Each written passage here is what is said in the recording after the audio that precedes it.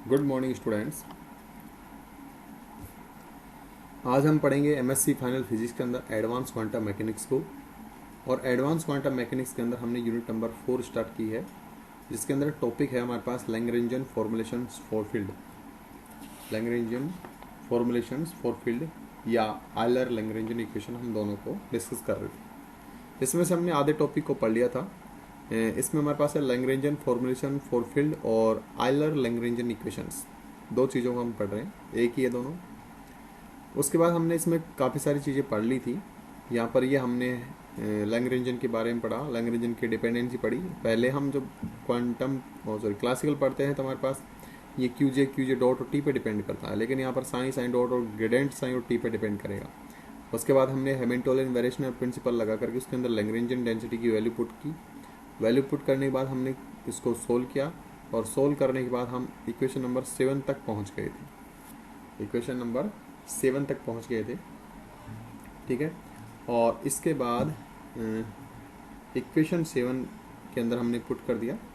अब हम जो डेंसिटी की जो वैल्यू है या डेल डेंसिटी की जो वैल्यू है, इस वैल्यू को हम इंटीग्रेट करेंगे, या फिर आप ये कह सकते हैं जो पीछे इक्वेशंस हैं।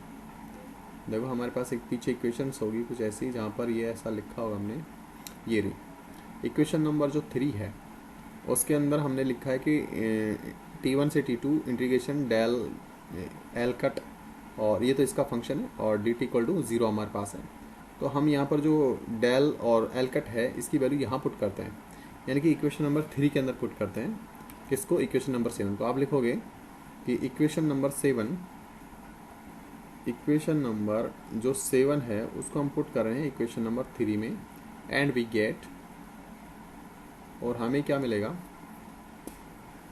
हमें मिलेगा कुछ इस तरह से कि इंटीग्रेशन T1 से लेकर के T2, और फिर डबल इंटीग्रेशन हो जाएगा हमारे पास। ये वॉल्यूम इंटीग्रेशन है, और ये हमारे पास आएगा कि डेल एल कट अपॉन में del psi and delta psi, and plus del L cut upon में del and del sign upon में डेल एक्स के, और यहाँ पर आएगा डेल अपॉन डेल एक्स के। ये जो वैल्यू है ऊपर वाली वो मैं एज इट इज रख रहा हूँ बस, और कुछ नहीं करना मुझे। और साथ में हमारे पास मिलेगा delta psi plus del L cut upon में del sign dot, and del upon में del T and del sign, और लास्ट हमारे पास है del L cut upon del T और डी टी, और इसके भी बाहर हमारे पास क्या आएगा? डी टी, और वॉल्यूम के लिए आप डी एक्स के लिख सकते हैं, इसकी वैल्यू नहीं है 0। अब देखो इस पर्टिकुलर टर्म्स को मैं सोल्व करना चाहूँगा। तो जब आप इस पर्टिकुलर टर्म्स को सोल्व करोगे, ठीक है, एक तो आपको मैं बता दूँ, यहाँ पर आपके पास ऐसा नहीं होना चाहिए। ये देखो इक्वेशन नंबर 5 आप देखोगे तो यहाँ पर डेल टी है, तो यहाँ पर आप इस तरह की डी टी यूज़ नहीं करके डेल टी को यूज़ कर लेंगे, और यहाँ पर भी हमारे पास क्या है? डेल टी है, इस तरह से। तो जब आप इस टर्म को सोल्व करोगे कि इंटीग्रेशन T1 से लेकर के T2 और डेल एल कट अपॉन में डेल टी और डेल, ये भी टी आ जाएगा हमारे पास, डेल टी, ठीक है, और ये आएगा डी टी। तो यहाँ पर डी टी के अंदर जो वेरिएशन होगा वो वेरिएशन होता ही नहीं, इसलिए इसकी वैल्यू कितनी रहेगी? 0। आप लिख सकते हो at initial and final point have no variation.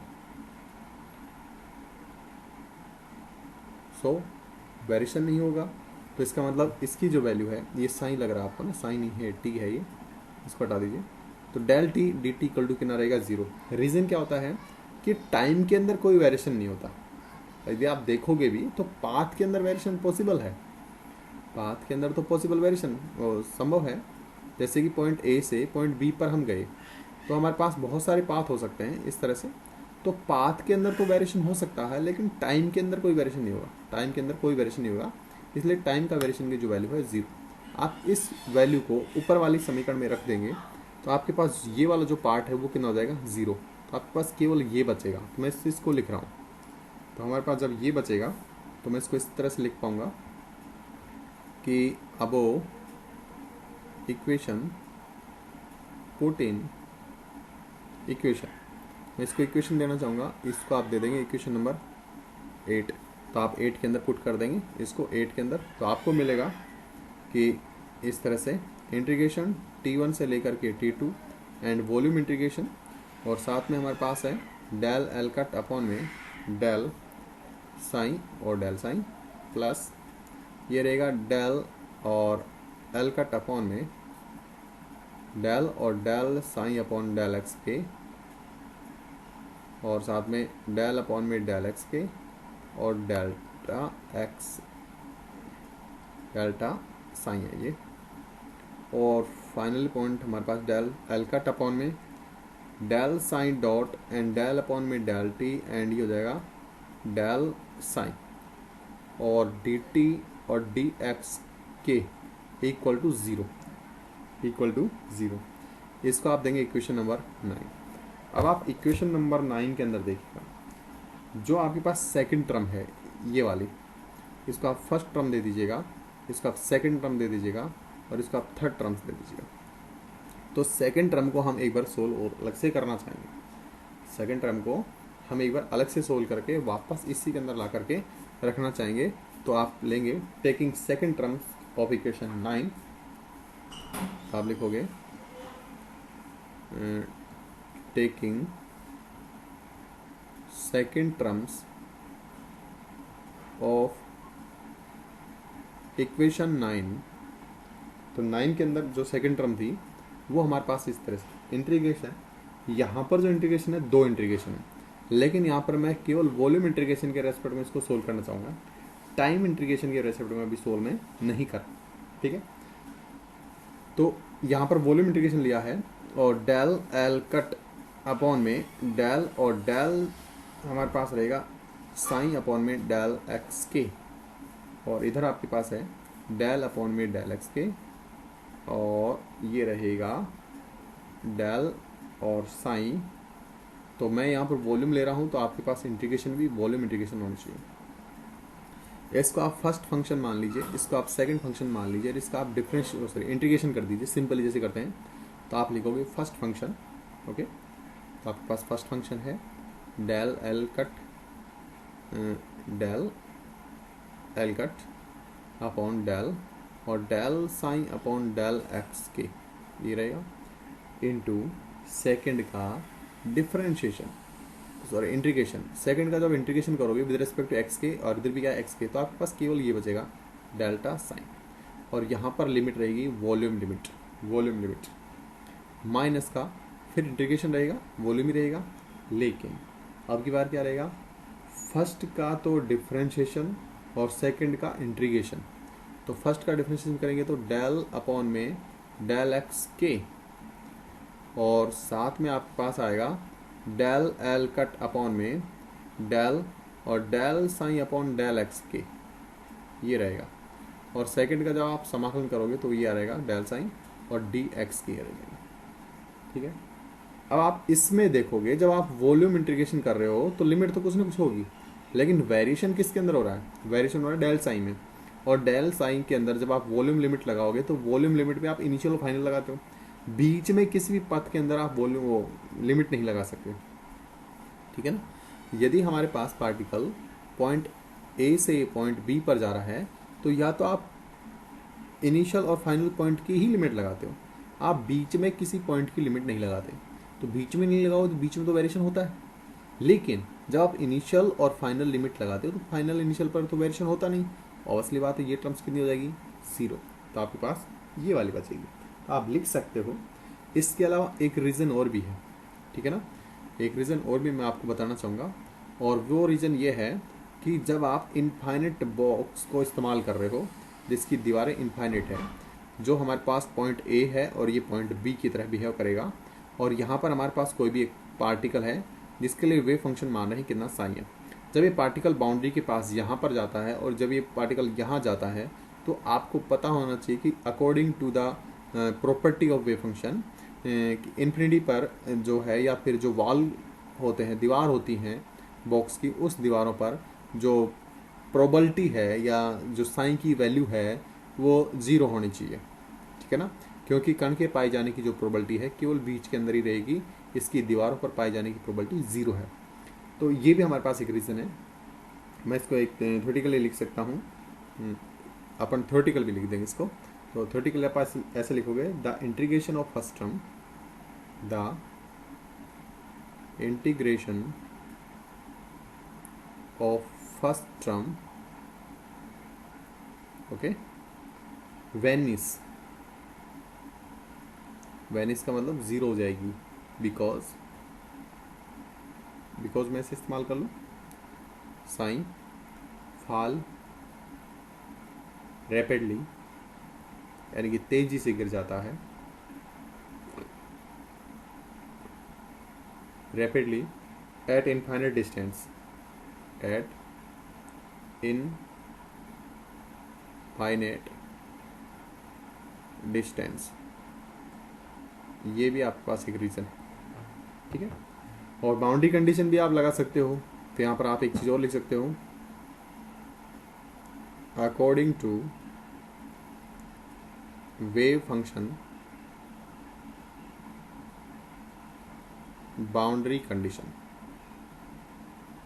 और ये वैल्यू कितनी होनी चाहिए, ज़ीरो। आप इसको ज़ीरो कर दीजिए, सिंपल है, इसकी वैल्यू लिख दीजिए, तो इसकी जो सिंपल वैल्यू बचेगी, ऑब्वियसली बात है आपके पास मिलेगा कुछ इस तरह से, पूरा लिखना पड़ेगा एक बार मेरे को, वॉल्यूम इंटीग्रेशन और डेल एल कट अपॉन में del and del sign upon में डेल एक्स के, और डेल अपॉन में डेल एक्स के और डेल्टा साइन, और ये डी भी रहेगा, माइनस का इंटीग्रेशन वॉल्यूम ही रहेगा, और ये हमारे पास रहेगा कुछ इस तरह से। आप इसको है ना ऐसा लिखो कि डी बटे डी एक्स के, क्योंकि यहाँ पर हम इंटीग्रेशन कर रहे हैं ना कि हम पार्शल, तो आप इसको डी बटे डी एक्स करो, ज़्यादा बेटर रहेगा, डी अपॉन डी एक्स, और ये आपके पास बचेगा डेल एल कट अपॉन में del and del sign upon में डेल एक्स के, और ये रहेगा डेल अपॉन में डेल एक्स के, ये तो हट जाएगा, डेल्टा साइन बचेगा और डी वी बचेगा, ये नहीं बचेगा ना, ये वैल्यू आती है। इसको आप इक्वेशन नंबर 10 दे सकते हैं, और इक्वेशन नंबर जो 10 है उसको आप पुट करेंगे इक्वेशन नंबर जो आपके पास पीछे है, यानी कि इक्वेशन नंबर 9 में इस वाले टर्म्स की जगह आप उस टर्म को क्या कर देंगे, सिंपली पुट कर देंगे। तो पुट करने के बाद हमारे पास इसको आप 9 में पुट करेंगे और आपको मिलेगा कुछ इस तरह से।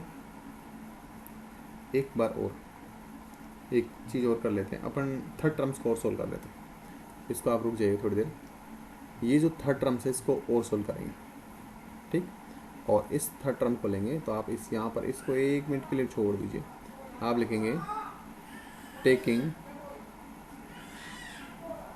Third terms,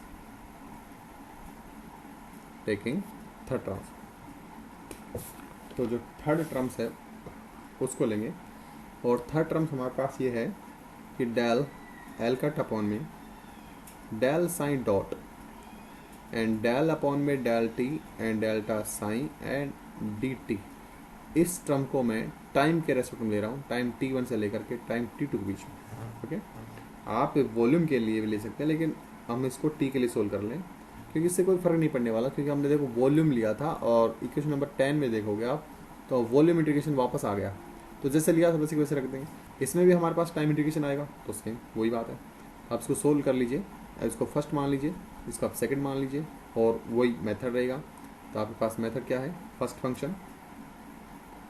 function into second का समाकलन, इसका आप समाकलन करोगे तो डेल्टा, इसलिए डेल साइन आएगा, लिमिट रहेगी t1 से लेकर के t2, माइनस ये t1 से लेकर के t2 लिमिट है, पहले का आप अवकलन करोगे तो d बटे dt लिखोगे, और डेल एल कट अपॉन में डेल साइन डॉट और डेल्टा साइन और dt।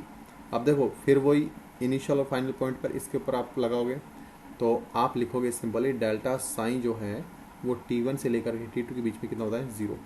सो ये आपके पास कितनी हो जाएगी, 0 हो जाएगी, तो इसकी भी वैल्यू आप लिख लेंगे। तो हमारे पास आया थर्ड टर्म से कि लिमिट t1 से लेकर के t2 and del L cut upon में डेल साइन डॉट, ओके, और ये है डेल अपॉन में del T and delta sine और डी टी। इसकी वैल्यू है माइनस इंटीग्रेशन t1 से लेकर के t2 और d अपॉन में dt and del L cut upon में डेल साइन डॉट और डेल्टा साइन और डी टी। इक्वेशन नंबर 11 आप रख दीजिए। अब आप क्या करेंगे, इक्वेशन नंबर 10 को और इक्वेशन नंबर 11 को पुट करेंगे इक्वेशन नंबर 9 में, तो आपके पास अब एक वैल्यू बचेगी। अब देखो यहाँ पर आप एक चीज़ और देख सकते हैं, हमने वॉल्यूम इंटीग्रेशन लिया था, वॉल्यूम इंटीग्रेशन आया 10 नंबर में, और यहाँ पर आप टाइम इंटीग्रेशन ले रहे हैं और टाइम के अंदर आपके पास इंटीग्रेशन वापस आ रहा है।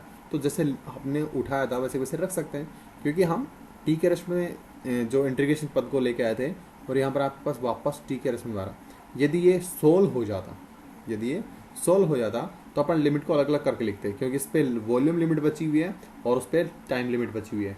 लेकिन अब ऐसा नहीं है, तो अब ऐसा नहीं है तो अपन लिखेंगे इंटीग्रेशन T1 से लेकर के T2 and the volume integration V, और आपके पास बचेगा डेल एल कट अपॉन में डेल साइन माइनस का आप लिखोगे डेल अपॉन में डेल एक्स के, ओके, और ये रहेगा, इसको आप डेल नहीं लिखेंगे, डी लिखेंगे, डी है ये क्या है, डी है, और ये रहेगा डेल एल कट अपॉन में del and del sign upon में डेल एक्स के,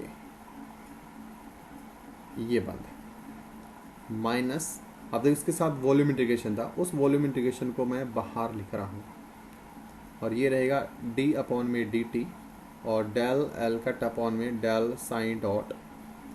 ठीक, अब आपके पास देखो यहाँ पर इस टर्म को मैंने लिख दिया है, लिमिट को मैंने कॉमन ले लिया, जो डेल्टा साइन है इसको भी मैं कॉमन ले रहा हूँ सब में से, क्योंकि सब में है डेल साइन और डी टी और डी एक्स के आप लिख सकते हैं equal to zero.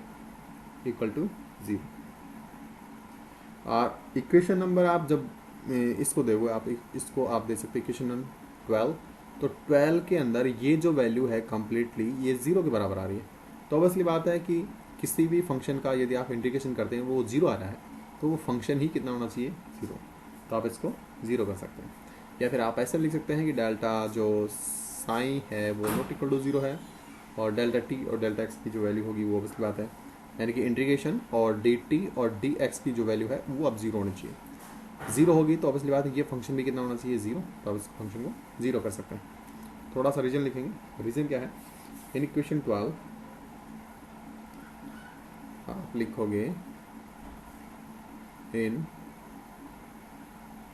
Equation 12 delta sine is arbitrary function, is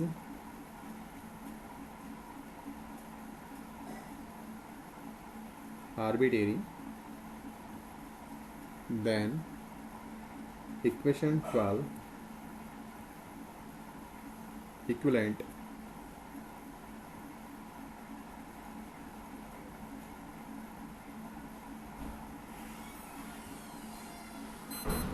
to the different equation to the differential equations, या आप कह सकते हैं delta sine is not equal to 0। Okay, तो आप लिखोगे कि आपके पास जो डेल एल कट है अपॉन में डेल साइन है एंड माइनस का डी अपॉन में डी एक्स के है, और यहाँ पर आप लिखोगे डेल एल कट अपॉन में del and del sign upon में डेल एक्स के, और ये आपके पास मिलेगा इस तरह से, और डी बटे में डी टी और डेल एल कट अपॉन में del sign dot equal to 0 आ जाएगा।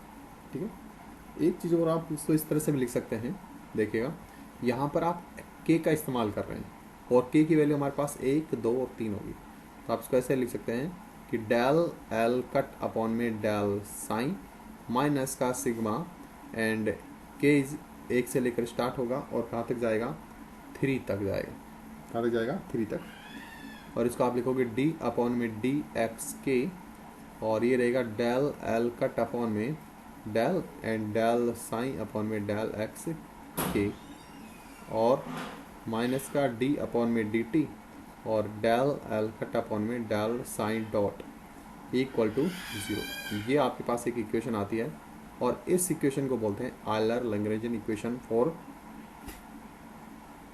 Classical field. This is the Euler Lagrangian equations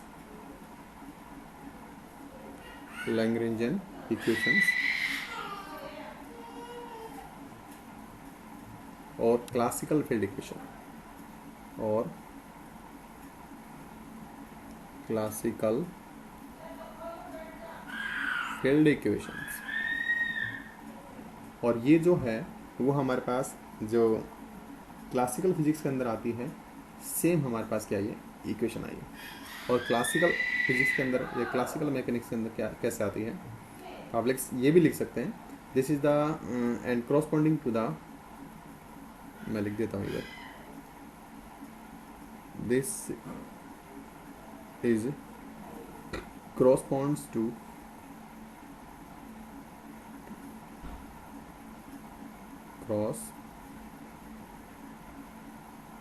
to the Lagrangian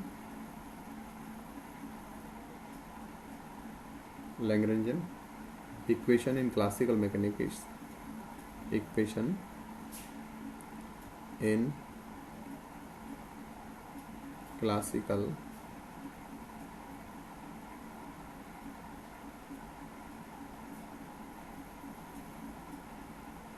mechanics.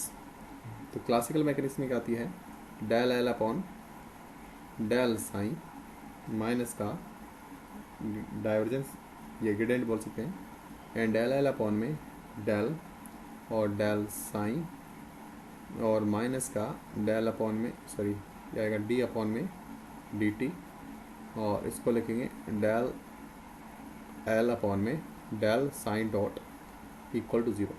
तो जो हमारे पास इक्वेशन आई है वो सिमिलर इसी इक्वेशन की, देखो ये सेम इक्वेशन आ रही है, ये इक्वेशन और वो इक्वेशन क्या आती है, बिल्कुल सेम आती है। ठीक है, तो ये हमारे पास यहाँ पर जो टॉपिक है वो कंप्लीट होता है आरएल लैग्रेंजियन इक्वेशन का। इसका कई बार कोवेलेंट फॉर्म भी पूछ लिया जाता है, तो आप कोवेलेंट फॉर्म को हम अलग से सोल्व करवा देंगे, और ये हमारे पास है आरएल लैग्रेंजियन इक्वेशंस और नहीं लगाएंगे और क्लासिकल फील्ड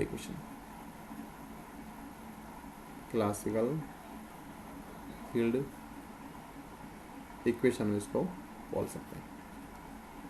ठीक है, तो आज की क्लास के लिए इतना ही, मिलते हैं अगली क्लास में, तब तक के लिए गुड डे। आपको किसी प्रकार की कोई प्रॉब्लम है तो आप कमेंट सेक्शन में कमेंट कर देंगे, कोई चीज़ समझ में आई तो अब भी आप कमेंट कर सकते हैं, और यदि बात छोटी होगी तो मैं कमेंट में आपको जवाब दे दूंगा, यदि बड़ी हुई तो मैं आपके लिए उसके ऊपर एक वीडियो बना करके डाल दूंगा। थैंक्स।